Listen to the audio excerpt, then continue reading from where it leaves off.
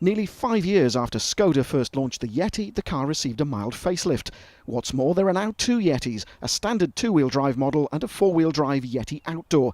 There are a few visual clues if you're trying to tell them apart, such as body-coloured door mirrors on the Yeti and silver mirrors on the Outdoor. It would be a bit of an understatement to say the original Yeti was a success, so Skoda sensibly changed very little. The nose now resembles the Octavia, but that's pretty much it.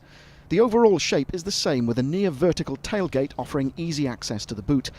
At 416 litres, it isn't the biggest in its class, but all bar the driver's seats can be removed if you need to turn the Yeti into a load lugger.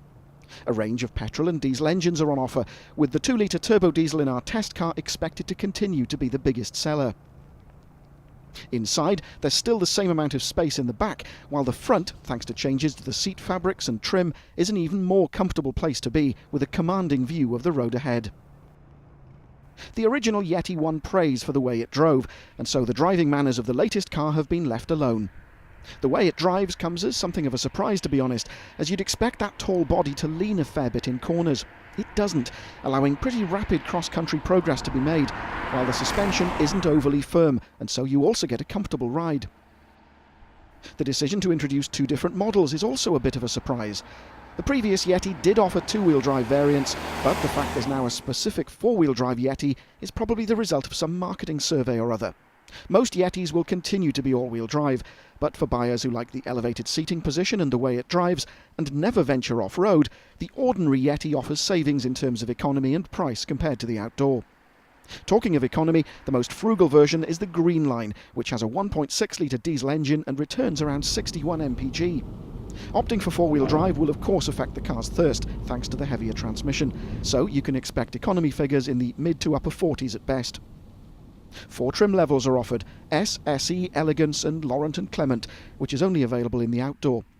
Even the basic models are well equipped with alloy wheels, air conditioning and Bluetooth, with SE adding cruise control, parking sensors and climate control, and Elegance models getting leather seats. Top spec L and K Yetis feature sat-nav and a DAB radio. To Skoda's credit, the UK press launch featured the chance to try the Outdoor off-road. Nothing too hardcore, but the kind of terrain faced by people who actually buy 4x4s to tow horseboxes, speedboats or caravans. The cars were completely standard with no clever tyres, and as you can see they coped with the conditions relatively easily. To be fair, and as we've said before, if you're planning to take your car anywhere serious, you'll be looking at a Jeep, Land Rover or Toyota Land Cruiser, but if you're the typical SUV owner, then this kind of muddy field is familiar territory. The Yeti is up against some stiff opposition, such as the Qashqai and even the Freelander, but the original Yeti won loads of awards thanks to the combination of quirky looks, driving manners and value for money. It was also a rare beast, with a waiting list of around 5 months, and so it's a tough act to follow. Skoda has refreshed the car with the lightest of touches, and it's all the better for that. It still drives well and is now even better equipped, so those waiting lists probably aren't going to come down much in the years to come.